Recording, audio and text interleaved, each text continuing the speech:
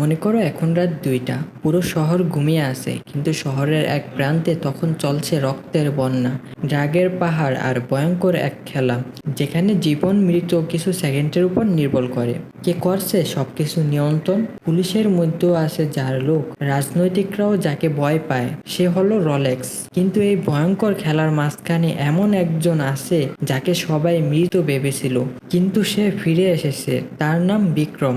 চলো আজকে এই রহস্যই ভরা অ্যাকশন মুভি বিক্রম এর এক্সপ্লেন করে ফেলি। গল্পটা শুরু হয় একটা ভয়ঙ্কর হত্যাকাণ্ড দিয়ে।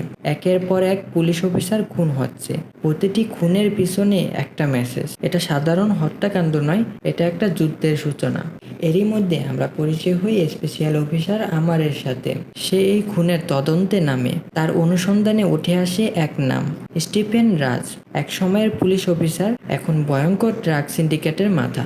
আমার জানতে পারে এই হত্যাকাণ্ডের পিছনে রয়েছে বিশাল এক ড্রাগ চক্র, যে ড্রাগ দিয়ে মাত্র 5 গ্রামই 5 কেজি কোকেন বানানো যায়। এই ড্রাগের দাম সোনার চেয়েও বেশি। এই ড্রাগ পাচার করছে একদল লুঙ্গি গ্যাং, আর তাদের পিছনে দাঁড়িয়ে আছে একজন সান্দা নাম। সে শুধু ভয়ঙ্কর না, বরং এক সাইকো। 24 জনের একটা গ্যাং চালায় সে। তার প্রতিটা সদস্য এক একটা খুনের মেশিন। আমার এক সময় জানতে পারে সব খুনের সঙ্গে জড়িয়ে আছে এক লোক। সে আসলে কে, যে কিনা নিজেকে বহুদিন ধরে লুকিয়ে রেখেছিল, কিন্তু আসল সত্যতা তখনও ধোঁয়াশায়।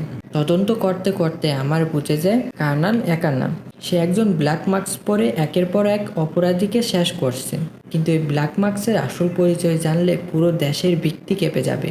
আমার খুঁজে পায় এক ভয়ঙ্কর সত্যি, কার্নালই আসলে বিক্রম, একসময়ের ব্ল্যাক স্কাউট এর কিংবদন্তির এজেন্ট, যাকে সবাই মৃত ভেবেছিল।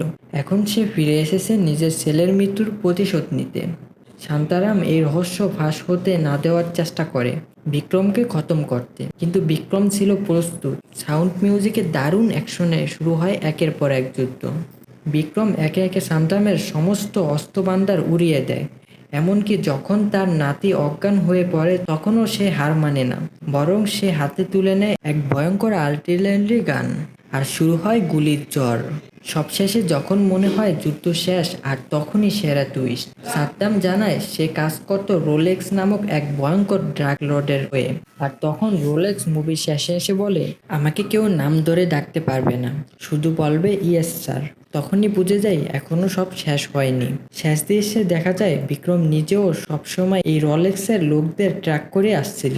একদিকে যেখানে সান্দানাম ছিল ডাল, রলেক্স ছিল ডালের মাথা, আর বিক্রম ছিল পাতায় পাতায়। এখানেই এই মুভি শেষ হয়, কিন্তু রেখে যায় পরবর্তী মুভির এক চরম উত্তেজনার ছাপ।